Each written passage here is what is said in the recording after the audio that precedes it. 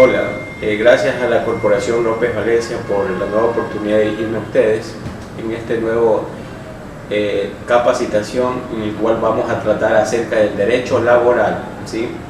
Y con la finalidad de poner en orden nuestra capacitación, vamos nosotros a establecer los tres temas que vamos a tratar el día de hoy, ¿sí? Vamos a hablar acerca de la terminación de relaciones laborales, actas de finiquito como tal y las impugnaciones del acta de finiquito en la sede judicial. En ese sentido, pues bueno, vamos a comenzar acerca de la terminación de relaciones laborales, ¿okay? Cuando nosotros, para efectos de terminar las relaciones laborales entre el trabajador y el empleador como tal, tiene que nacer previamente, obviamente, una relación laboral de un contrato. Este contrato como tal suscrito entre la autoridad competente o en efecto acordado mediante el trabajador y el empleador mediante acuerdo verbal, se establece un vínculo de relaciones laborales que trae consigo obligaciones recíprocas entre el empleador y el trabajador, en el que ejecuta por un lado pues un acto o un trabajo lícito bajo una remuneración por un tiempo determinado. En ese sentido podemos manifestar de que una vez constituido un contrato de trabajo, vamos a establecer un mecanismo de regulación laboral para efectos de proteger la seguridad jurídica de los derechos del trabajador y obviamente también de los derechos del empleador, ¿sí? Así como las obligaciones de ambas partes. Ahora bien, el artículo 169 del Código de Trabajo nos trae varias causales o formas de cómo poder terminar el contrato de trabajo, que las vamos a analizar una por una el día de hoy, con la finalidad de que ustedes tengan conocimiento lo que sucede en la práctica y lo que dice la ley para efectos de poder aplicarla dentro de nuestro ejercicio profesional. ¿Okay? El artículo 269 del Código de Trabajo, en el numeral 1, determina que la primer causal de contrato de trabajo es por causas legalmente previstas en el contrato legalmente suscrito. Normalmente esta causal se aplica cuando nosotros terminamos unilateralmente el contrato dentro del periodo de prueba, ¿sí?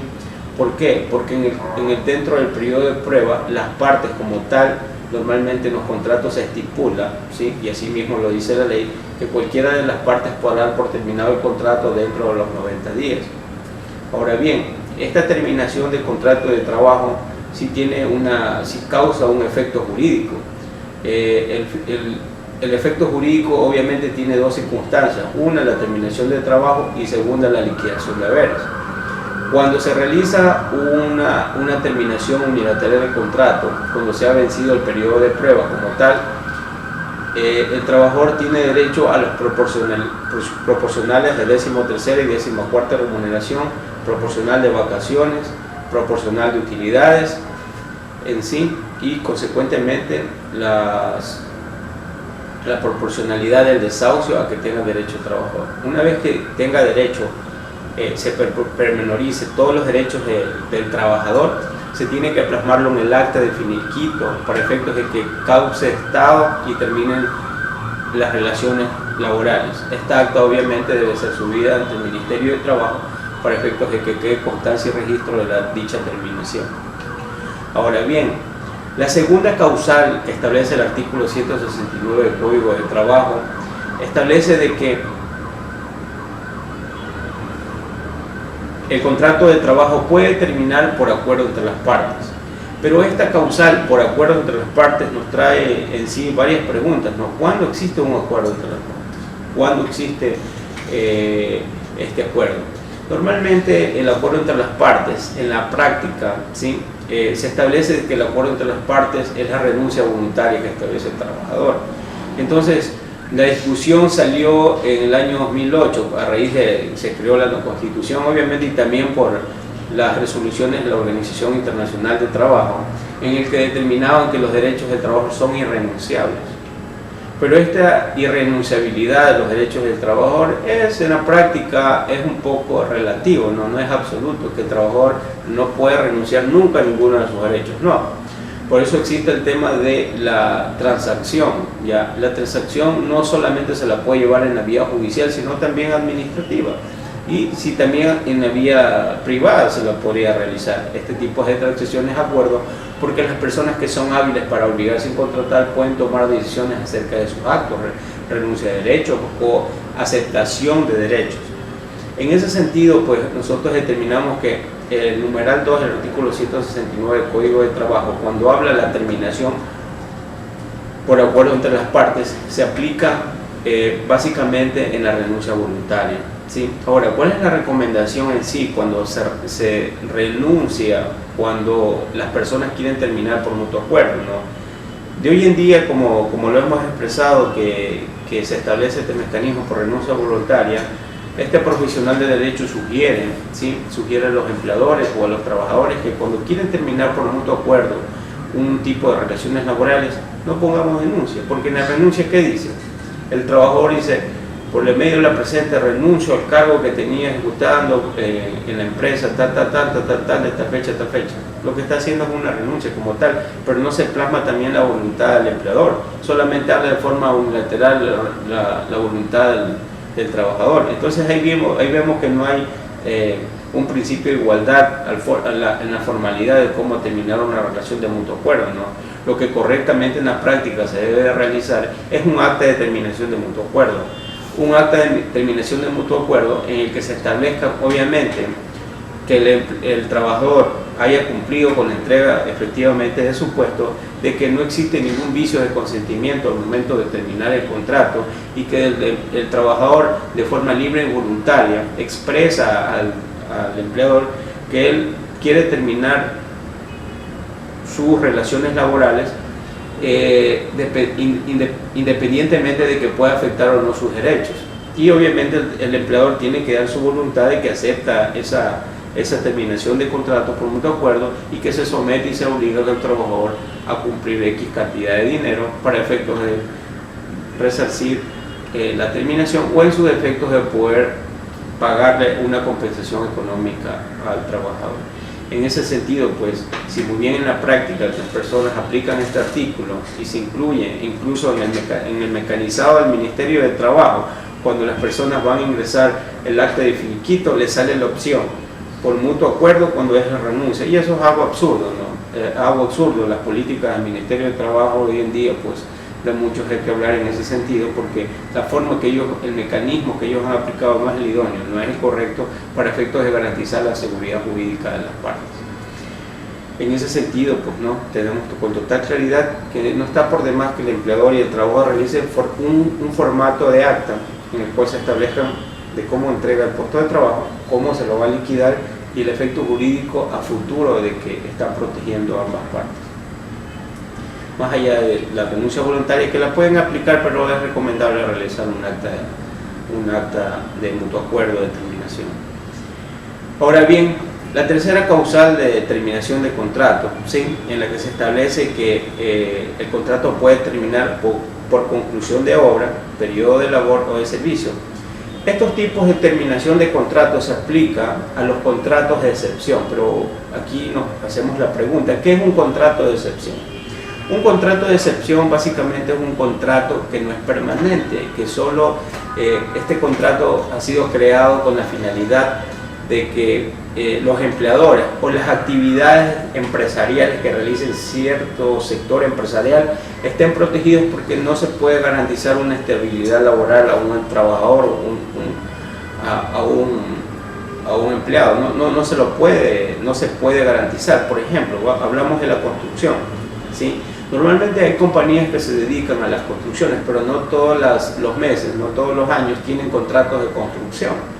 Entonces, si ellos tienen en su nómina X cantidad de personas afiliadas, ellos no les pueden garantizar una estabilidad permanente, porque están sometidos a que tengan un contrato para efectos de poder realizar una construcción. Imagínense ustedes que, por ejemplo, la construcción de un puente que puede llegar a tener en su debido momento hasta 2.000 trabajadores, termina la construcción, ¿qué hacen con esos trabajadores?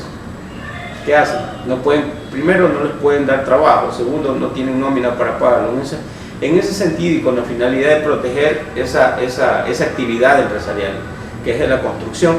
Se ha creado, por ejemplo, el contrato de obra cierta o el contrato por obra. ¿Qué es el contrato de obra cierta? ¿Qué es el contrato por obra? El contrato por obra tiene con la finalidad de garantizar la estabilidad del trabajador en el tiempo que dure la obra, ¿sí? Mientras la obra esté ejecutándose, obra determinada como tal, el trabajador va a tener derecho a percibir una remuneración, a percibir los beneficios sociales en cuanto a esa obra. Y obviamente su contrato de trabajo quede insubsistente al momento que la obra esté totalmente terminada, ¿sí?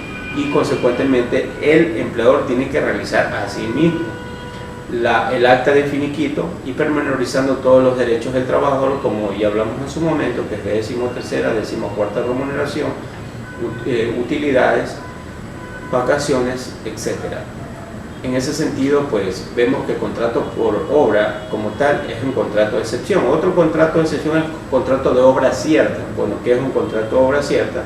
Un contrato de obra cierta es un contrato por el cual se realiza dentro de la obra. Es una contratación parcial de la obra. Por ejemplo, si dentro de una obra yo tengo que realizar un trabajo de carpintería, pero el contrato la actividad de carpintería que tendría que realizar corresponde a un 20% de la obra, entonces no tengo necesariamente que contratar a un trabajador para que termine su jornada de trabajo en el total de las horas, en el total de las obras como tal, sino únicamente en la hora cierta como tal, en la actividad, en este ejemplo que pongo, por ejemplo la carpintería, que el trabajador se lo contrata solo para que ejecute la carpintería, no por la obra en general.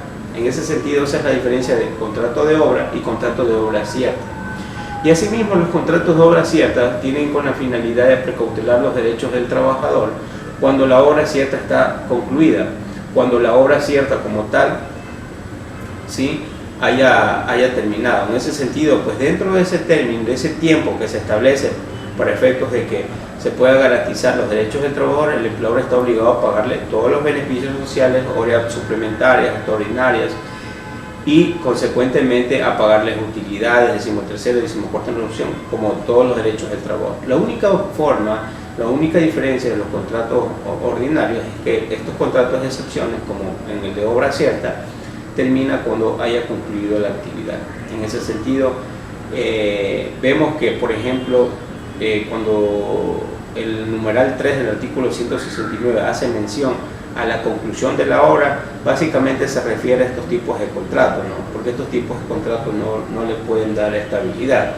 El Ministerio de Trabajo, de una u otra forma, ha creado acuerdos ministeriales para tratar de garantizar los derechos laborales de estas personas que realizan actividad. Entonces, dentro de esos acuerdos ministeriales se han establecido varios mecanismos de protección, como por ejemplo, existe un acuerdo ministerial en el que establece que los sectores que realizan estos tipos de contratos de excepción, por ejemplo los de obra, que tienen que tener una nómina de trabajadores en stand-by. Por ejemplo, ahorita tengo una obra, termino la obra, lo liquido el trabajador, de acuerdo al artículo 169, numeral 3, es una causal de terminación, termina el contrato de trabajo, pero el Ministerio ha dicho, señores empleadores, tengan una nómina de sus trabajadores, y cuando ustedes tengan un nuevo proyecto, tengan la obligación de notificar a los trabajadores para darles nuevamente trabajo, y con la finalidad de garantizar. Y el Ministerio ha establecido, y dicho sea de paso, no estoy de acuerdo con aquello, ha establecido de que si el empleador no llama al obrero o al trabajador que estuvo en ese proyecto, es causal de que el trabajador demande al empleador como despido intempestivo del trabajo. Es algo absurdo, pero sí han creado estos tipos de mecanismos con la finalidad de proteger también al sector obrero. ¿Por qué? Porque al ser contratos de excepción, obviamente el empleador no está obligado a pagarle ningún tipo de indemnización cuando terminan las relaciones laborales. Y como hablamos de que estos contratos son de excepción, no son permanentes, ¿okay? El empleador no le vaya a pagar ningún tipo de indemnización a más de los beneficios sociales a que tiene derecho de acuerdo al Código de Trabajo. En ese sentido, pues estos contratos por excepción son contratos muy importantes que tenemos que tener en cuenta, ya que la terminación de este contrato, concluir la obra, no causa ningún tipo de responsabilidad contra el empleador, salvo de que producto de estos tipos de contratos traigan como resultado de que exista un accidente de trabajo o en su defecto exista algún tipo de enfermedad profesional y que dicha enfermedad o dicho accidente de trabajo tenga como consecuencia la culpa leve o culpa grave en contra del empleador, que no tomó las medidas de seguridad, no tuvo el tema de mecanismo de protección de salud ocupacional, no tuvo con las herramientas adecuadas, no lo afilió en un momento al empleador, en un momento del empleado, en un momento del trabajo. Entonces estos mecanismos sí protegen un tipo de indemnización, ¿no? Pero son cuestiones que pueden suceder, que son muy pocas probabilidades, pero pueden suceder. Pero en ese sentido, estos tipos de contratos, la forma de determinación de estos tipos de contratos de excepción, ¿okay?, son muy importantes porque eso más o menos es el que se aplica prácticamente en la construcción, ¿no? Entonces es importante tener en cuenta la forma de cómo terminar estos contratos, ¿sí?